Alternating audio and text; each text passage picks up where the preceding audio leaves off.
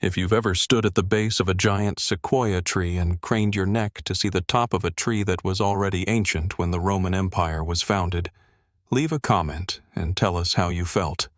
That feeling of insignificance. Standing in the presence of something that has witnessed the rise and fall of civilizations, ice ages, the extinction of species, and the entirety of human history without ever moving from its spot. Subscribe and turn on notifications, because what I'm about to tell you has been my family's secret for 4 generations.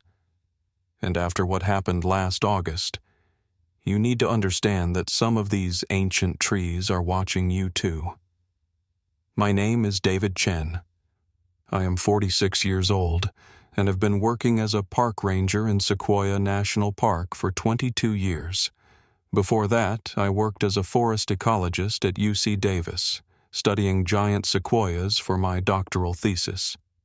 I thought I understood these trees. I thought I knew everything about their biology, ecology, 3,000-year lifespans, and fire-dependent reproduction. I was wrong. In this forest, there are creatures that have never been featured in any scientific journal.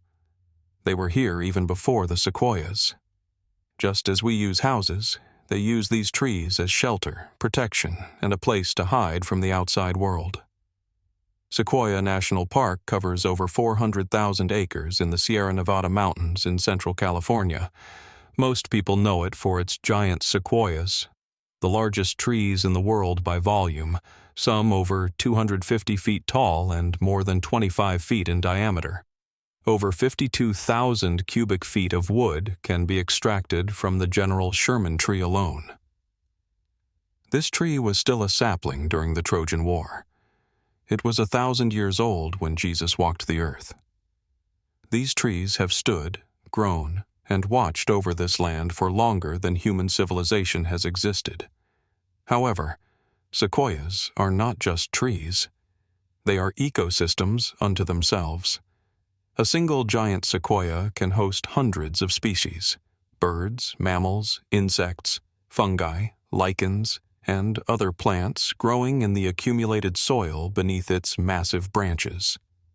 The tops of these trees, 300 feet above the forest floor, are worlds unto themselves, largely undiscovered and largely unknown. Scientists have only recently begun climbing these crowns, and what they have found has caused us to question everything we thought we knew about forest ecology. What they haven't found, what they lack the equipment to find, is something my family has known for 4 generations. It's what my great-grandfather discovered in the summer of 1931 while working as a fire lookout in the rural area that would later become Sequoia National Park. My great-grandfather, Wei Chen, came to California in 1920. He was part of a wave of Chinese immigrants working on farms, railroads, and logging camps in the American West. He faced discrimination unimaginable today. Laws prevented him from owning land, testifying in court, and becoming a citizen.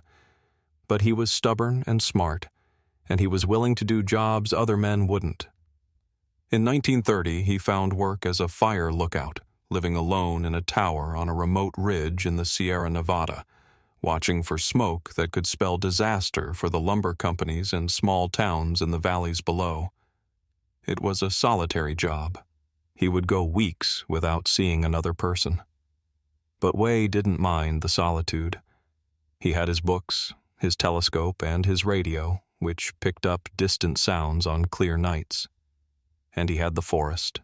Endless miles of trees stretching to the horizon in every direction, ancient, silent, and seemingly infinite. Then came the night of August 14th, 1931. The night when Wei saw something moving in the crown of a massive sequoia about a mile from his lookout tower. Something that was too large to be a bird, too graceful to be a bear, too wrong in its proportions to be anything that belonged in any naturalist's field guide. He watched it through his telescope for nearly an hour, afraid to blink, afraid that looking away would somehow make it disappear and prove that he was losing his mind. It moved from branch to branch with a fluidity that suggested it had been climbing these trees for a very long time. Not learning, but perfectly adapted, as natural in the canopy as a fish in water. Its limbs were too long, its body too thin, its movements too deliberate to be any animal he'd ever seen or read about. And when the moonlight caught its face, if it could be called a face, Wei saw features that were almost human, but stretched and distorted, adapted to a life lived entirely in the canopy, never touching the ground that humans called home. He reported what he'd seen to his supervisor the next day, trying to keep his voice steady, trying to sound like a rational man reporting an unusual observation rather than a crazy immigrant seeing ghosts in the trees.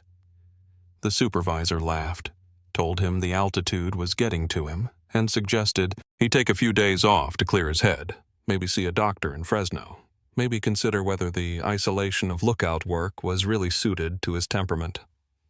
Wei didn't argue. He'd learned long ago that arguing with white men in positions of authority was pointless at best, dangerous at worst. But he also didn't stop watching.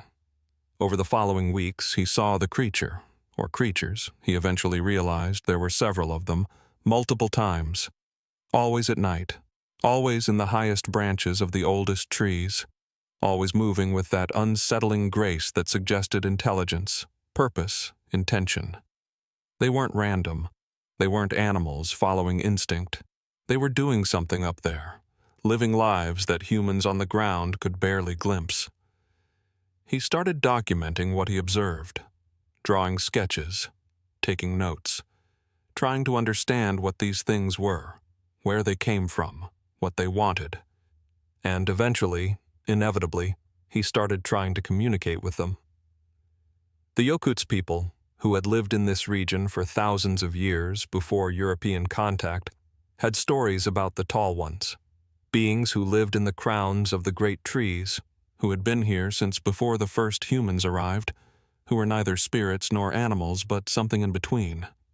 Most anthropologists dismissed these stories as mythology, the same way they dismissed every indigenous account that didn't fit their understanding of the natural world. But Wei, who had grown up with his grandmother's stories of fox spirits and mountain ghosts, who understood that Western science didn't have all the answers, took the Yokuts' legends seriously. He spent months learning what he could from the few Yokuts elders who would speak to a Chinese fire lookout. He learned about the offerings they had made to the Tall Ones for generations, food left at the bases of the oldest trees, songs sung during the full moon, boundaries that were never crossed without the proper rituals. He learned about the agreement that had kept humans safe in this forest for as long as anyone could remember: stay on the ground, respect the high places, never climb into the canopy of an ancient tree without permission. And he learned about what happened when the agreement was broken. In 1895, a logging company had tried to cut down one of the largest sequoias in the southern grove. The workers who climbed up to set the initial cuts never came back down. Their ropes were found dangling empty, their tools scattered across the branches. Their screams echoed through the forest for 3 nights before finally falling silent. The logging company abandoned the project. The tree still stands today. We call it the Sentinel Tree, and the area around it is permanently closed to visitors. Wei Chen didn't just learn these stories. He became part of them. Over the course of 5 years, he established a relationship with the Tall Ones that no outsider had ever achieved. He learned their patterns, their territories, their complex social hierarchies.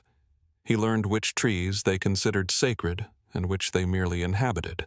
And he learned the rules that would keep humans safe in a forest that belonged, in every way that mattered, to something other than us. Rule number 1. Never climb higher than the first major branch split in any sequoia over 1,000 years old. The canopy above that point belongs to the Tall Ones, and trespassers are dealt with permanently. Rule number 2. During the new moon, when the Tall Ones are most active, all backcountry travel must cease by sunset. They hunt during these nights, and they don't distinguish between prey and intruders. Rule number 3. If you find bones at the base of an ancient tree, animal or human, don't touch them. They're offerings, and disturbing them draws attention you don't want. Rule number 4. The Sentinel Grove is absolutely forbidden. What lives in those trees is older and less tolerant than the tall ones elsewhere in the forest. It remembers the logging attempt of 1895. It will never forget. Rule number 5. A Chen must maintain the boundary offerings at each of the 7 marker trees, replenishing them every full moon. The offerings are always the same: fruit, grain, and a small amount of blood. Human blood specifically. The tall ones can smell the difference. Rule number 6.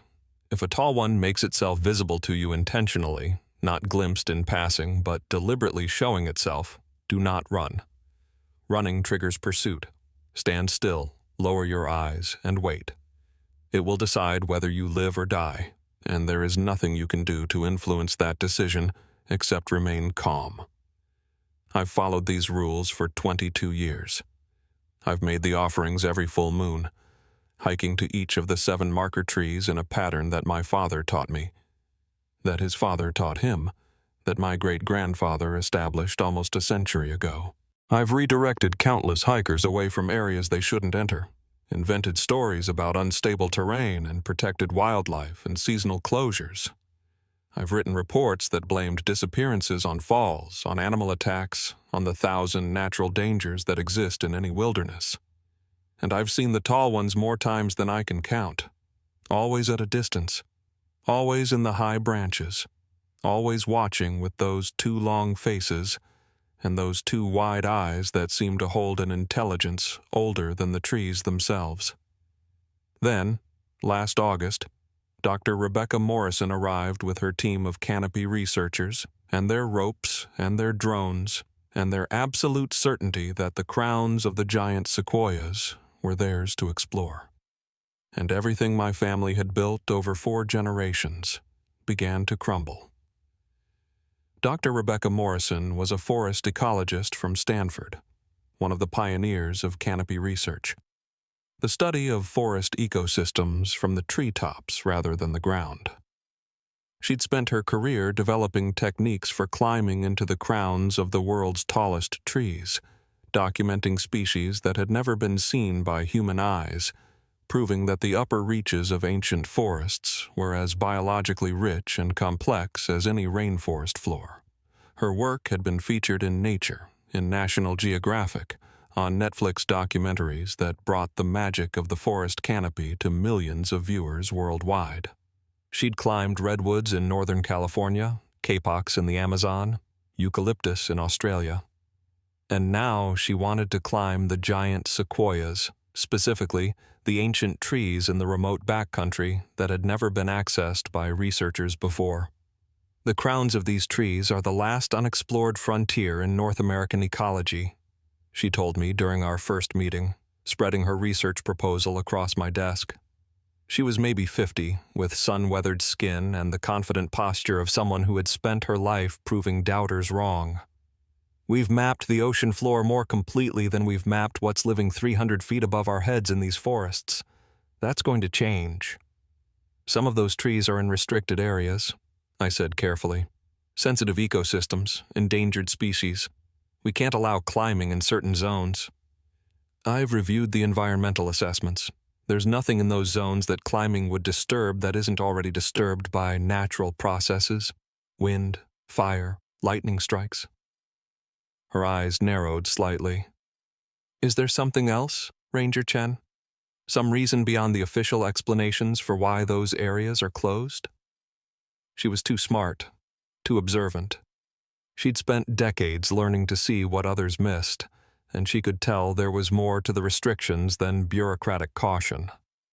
There are dangers in that forest that don't appear in any environmental assessment, I said. Things that my family has been documenting for almost a century. Things that the Park Service doesn't officially acknowledge because acknowledging them would raise questions that nobody wants to answer. Indigenous legends, she said. Not dismissively, but with a scientist's careful skepticism. I've heard the Yokut stories about creatures in the trees.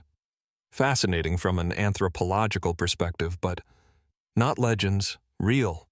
As real as you and me, and far more dangerous. I leaned forward, willing her to understand. Dr. Morrison, I'm not a superstitious man. I have a PhD in forest ecology. I've spent my life studying these trees scientifically, and I'm telling you with complete certainty that there is something living in the canopy of the oldest sequoias that you are not prepared to encounter. Something that has killed people who tried to do exactly what you're proposing. She studied me for a long moment. Show me, she said finally. Whatever evidence you have, whatever documentation your family has collected, show me and I'll make my own assessment. It was a risk. Outsiders weren't supposed to know about the tall ones. That was one of the first principles my father had taught me. Knowledge attracted attention, and attention attracted curiosity, and curiosity led people into places they shouldn't go. But something about Dr. Morrison told me that refusing her would only make her more determined. She would find a way into those trees with or without my help. At least if I showed her the truth, she might understand why the boundaries existed. That night, I took her to my family's archives. They're kept in a fireproof safe in the basement of my cabin, protected by locks that my grandfather installed and security measures that would seem paranoid if you didn't know what was being protected. I'd only shown the contents to family members before. My son, my father, before he passed, the occasional cousin who needed to understand why certain parts of the forest were never, ever to be entered. But something about Dr. Morrison told me she needed to see. Maybe it was her scientific rigor, the way she questioned everything, demanded evidence, refused to accept explanations that didn't hold up to scrutiny. Maybe it was her courage, the way she'd spent her career climbing into places where no one had gone before, facing dangers that would have paralyzed most people. Or maybe I was just tired of lying, tired of maintaining the deception alone, tired of being the only one who knew the full truth about what lived in those trees. I showed her the journals my great-grandfather had kept during his years as a fire lookout. Dozens of leather-bound notebooks, their pages yellowed with age, filled with Wei Chen's precise handwriting in both Chinese and English. The observations were meticulous. Dates, times, weather conditions, locations, descriptions of what he'd seen. Scientific in their detail, even if their subject matter was anything but scientific. I showed her the photographs, blurry and indistinct, taken with cameras that were primitive by modern standards, but showing shapes that clearly weren't birds or bears or anything in any field guide. Long limbs silhouetted against the sky, eyes catching the flash and reflecting it back, faces that were almost human but wrong in ways that made your brain itch trying to process them. I showed her the drawings, getting more detailed over the decades as each generation of Chens added their observations. My grandfather's sketches from the 1950s, my father's more refined illustrations from the 1980s, my own attempts to capture what I'd glimpsed in the canopy during 22 years of patrols. I showed her the map marking the territories, the marker trees, the zones where the tall ones were most active. The boundaries had shifted slightly over the decades, but the core territories remained the same. The oldest groves, the tallest trees, the places where humans rarely ventured, and the tall ones had lived undisturbed since before memory. And I showed her the bones. My great-grandfather had collected them over the years, bones that fell from the canopy after the tall ones had finished with their prey. Some were animal, deer, raccoons, even the occasional bear cub. Some were clearly human, a femur that had belonged to a hiker who disappeared in 1978, a skull fragment from one of the logging company deaths in the early 1900s. All of them showed the same marks, teeth that weren't quite human, weren't quite animal, weren't quite anything that belonged on Earth. Dr. Morrison spent 3 hours examining everything. She didn't speak much, just asked occasional questions, took photographs with her phone, made notes in a small leather journal. When she was done, she sat in silence for a long moment, processing what she'd seen. "If this is true," she said slowly, "if even half of what your records suggest is accurate, this would be the most significant biological discovery of the century. A previously unknown species of intelligent arboreal primate, living undetected in one of the most studied forests in America. The scientific implications alone would get people killed," I finished.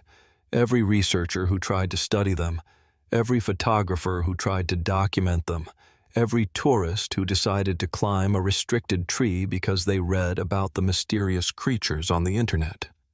The tall ones aren't animals, Dr. Morrison. They're not something that can be studied and cataloged and put in a journal. They're intelligent. They have their own society, their own rules, their own way of dealing with intruders, and that way is lethal. Then why haven't they been discovered already? In all these decades, why hasn't anyone? Because my family has spent 4 generations keeping people out, maintaining the boundaries, making sure the agreement holds." I met her eyes. "And because the people who have gotten too close don't come back to tell anyone what they found." She left that night without making any promises. I could see her scientific mind warring with her survival instincts, the desire to discover competing with the fear of what she might find. I hoped that fear would win. I hoped she would pack up her team and go back to Stanford and forget about the giant sequoias. But I knew, even as I watched her drive away, that hope was probably in vain. My son Michael was 24 that summer, finishing his PhD at Berkeley in, of all things, canopy ecology. He'd grown up with the family legacy, knew about the tall ones, understood the rules and the rituals, and the careful balance that kept humans and the creatures in uneasy coexistence. But he'd also inherited his great-great-grandfather's curiosity, his desire to understand rather than simply fear. He believed that with the right approach, with enough patience and respect, the tall ones could be studied without being disturbed. He was wrong. But I didn't know how wrong until the night Dr. Morrison's team went into the Sentinel Grove. They went in during the new moon, the worst possible time. I'd told Morrison that, warned her that the tall ones were most active and most aggressive when the nights were darkest. She'd nodded, taken notes, and then done exactly what I'd begged her not to do. Scientists are like that. They believe that knowledge protects them, that understanding confers safety. They don't realize that some things become more dangerous the more you understand them. Michael called me at 3 a.m., his voice shaking. "Dad, I followed them. I know you said to stay away, but I couldn't. Morrison's team went into the Sentinel Grove with climbing gear. They're going up the Sentinel Tree itself." My blood went cold. The Sentinel Tree was the oldest in the grove, nearly 3,500 years old, its crown lost in darkness 300 feet above the forest floor. It was also the tree where the loggers had died in 1895, the tree that my great-grandfather had marked with the strongest warnings in all his journals, the tree where something lived that was older and more terrible than the tall ones in the rest of the forest. "Are they climbing yet?" "One of them started, a woman with ropes. I think it's Morrison herself. The others are setting up equipment at the base." Michael's breathing was ragged, panicked. "Dad, I can hear something in the branches. Something big. It's moving toward her." "Get out of there. Now. Don't try to help them. You can't help them. Just get out." "I can't just leave them. Michael, listen to me." I was already pulling on my clothes, grabbing my emergency kit. What's in that tree has been waiting for someone to climb it for 130 years. It remembers what humans tried to do in 1895. It will not stop with Morrison. It will take everyone in that grove and anyone who tries to help them. If you want to save anyone tonight, you need to run. The line went dead. I don't know if he ran or if something happened to the connection. I drove to the park in 20 minutes, a drive that should have taken 40, and ran into the forest with nothing but a flashlight and the offerings that I kept in my emergency kit for exactly this kind of situation. The Sentinel Grove was silent when I reached it. That was the first wrong thing. Forests are never truly silent. There's always wind, insects, small animals rustling in the undergrowth. But the Sentinel Grove that night was absolutely still, as if every living thing had fled or frozen in terror. Morrison's team had set up at the base of the Sentinel Tree. Ropes, pulleys, cameras, monitoring equipment, everything you'd need for a full canopy research expedition. I counted 4 people huddled together near the equipment, their flashlight beams pointing up into the darkness of the crown. I didn't see Morrison herself. "Where is she?" I demanded as I approached. "Where's Dr. Morrison?" One of them, a young man, maybe 25, with a face that had aged 10 years in the past hour, pointed upward with a trembling hand. "She climbed. Made it maybe 200 feet before—" He swallowed hard. "Before something came down to meet her. We heard her screaming. We heard it. We heard it speaking to her. In her own voice. Using her own words. But wrong. All wrong." I looked up. The Sentinel Tree rose into darkness like a pillar holding up the night sky. 300 feet of trunk, branches beginning at maybe 100 feet, spreading into a crown that covered nearly half an acre. Somewhere up there, in the darkness beyond the reach of any flashlight, Dr. Rebecca Morrison was learning that some frontiers were closed for a reason. And then I heard it. Her voice, coming from somewhere in that impossibly high canopy, but wrong, distorted, like a recording played at the wrong speed, like something trying to remember how human speech was supposed to sound. "It's beautiful up here," the voice said, and it was Morrison's voice, her exact intonation, her California accent, her habit of emphasizing certain syllables. "You should all come up. There's so much to study, so much to learn. Come up and see what I've found." One of the team members, the woman who'd been crying, took a step toward the tree, her face suddenly calm, almost peaceful. I grabbed her arm and pulled her back. "That's not her," I said, keeping my voice low. "Whatever's speaking with her voice, it's not Rebecca Morrison. Not anymore. Not in any way that matters." "We have to get her down," the woman insisted, but there was less conviction in her voice now. She'd heard it too, the wrongness in that voice, the subtle distortions that marked it as something other than human. "She's alive. She has to be alive." "She's not." The words were brutal, but truth was all I had to offer. "Not anymore. Not in any way that matters." I turned to face them, these brilliant scientists who had walked into a nightmare they couldn't comprehend. "Your colleague is dead. What's up in that tree now is learning from her. Learning her memories, her knowledge, her voice. By morning, it will know everything she knew. And it will use that knowledge to lure more people up into its branches." "That's insane," the young man said.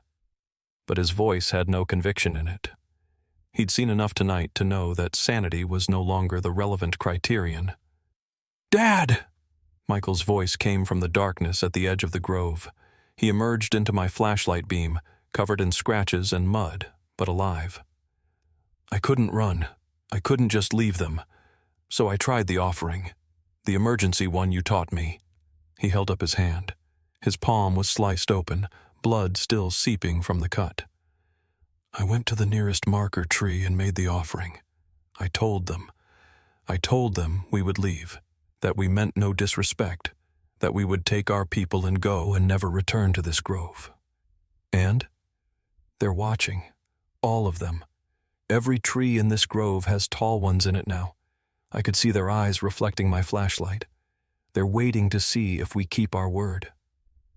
I looked up again, and this time I saw what he meant.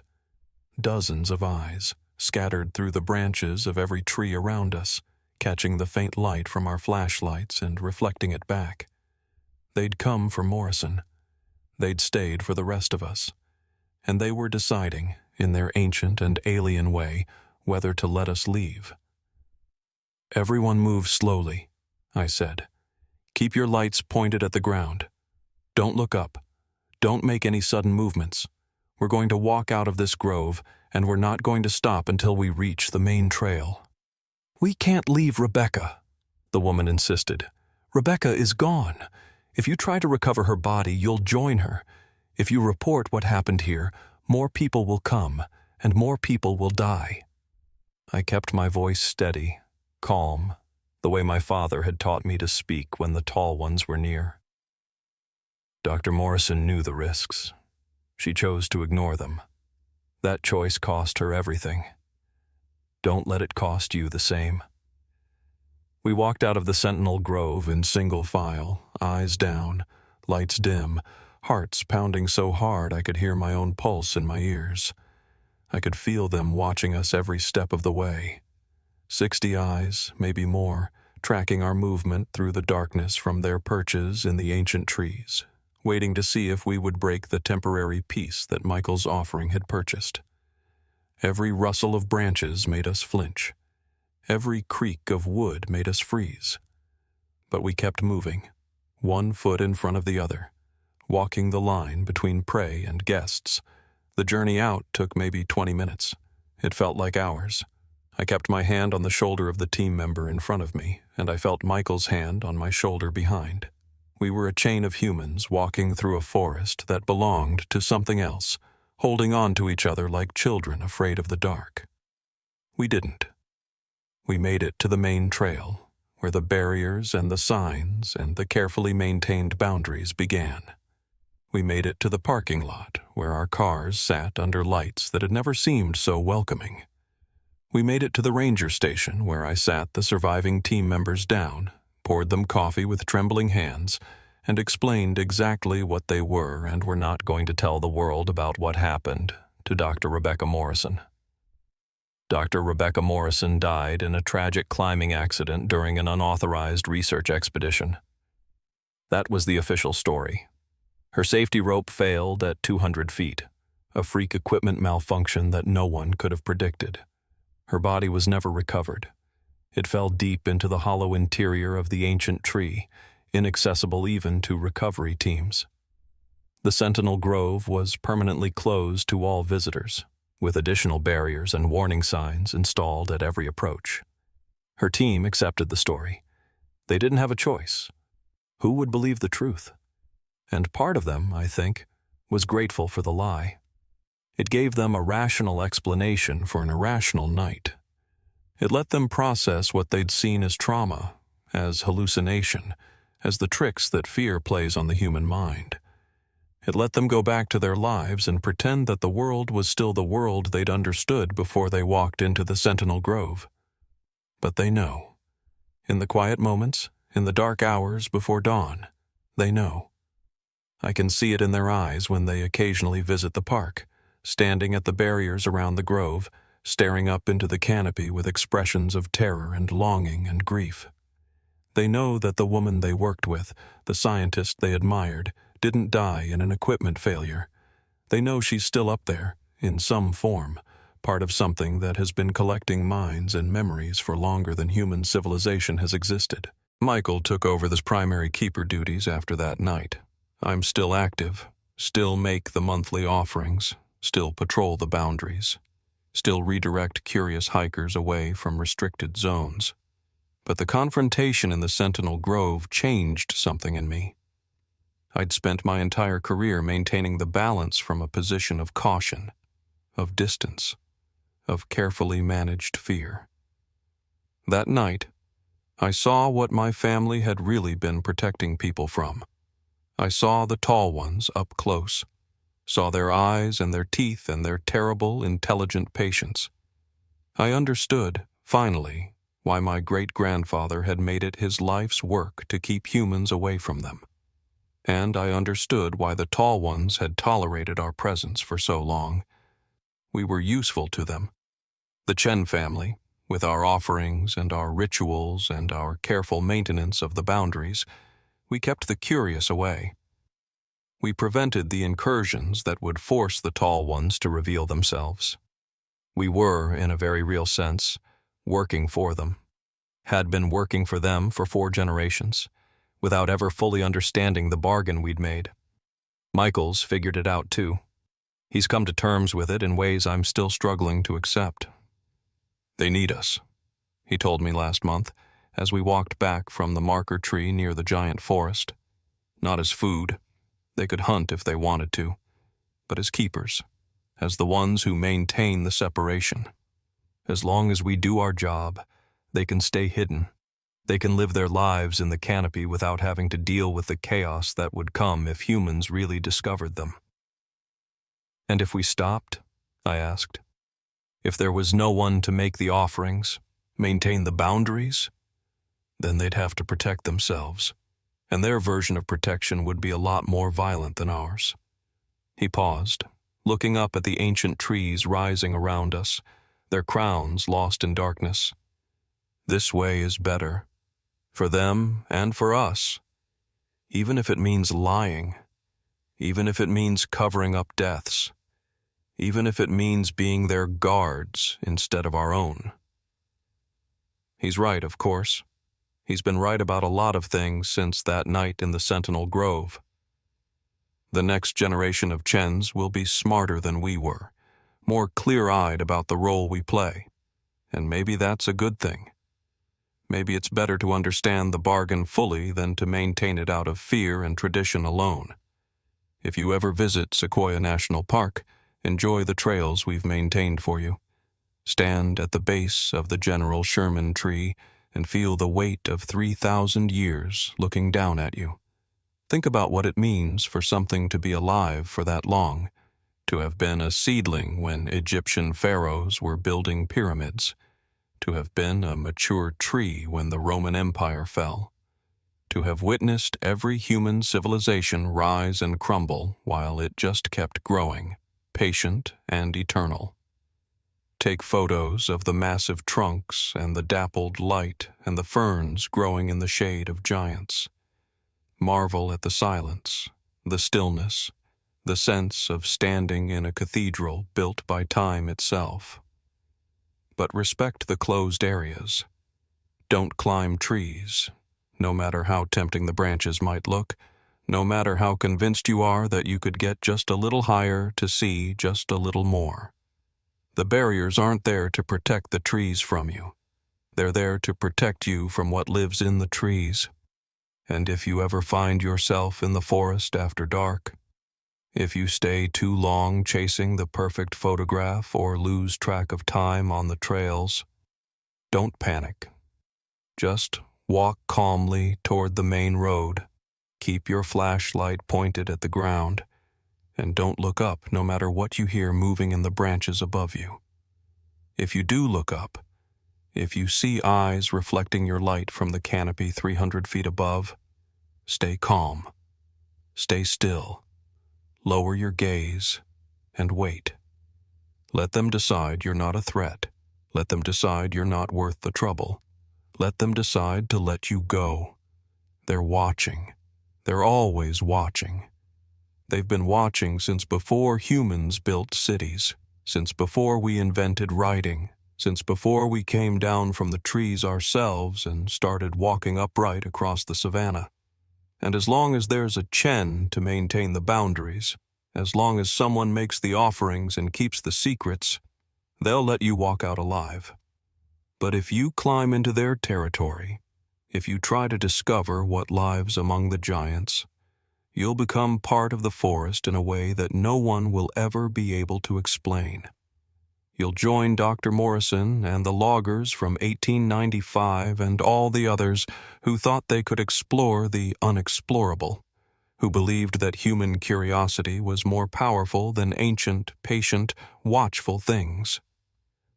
The sequoias have been standing for 3,000 years.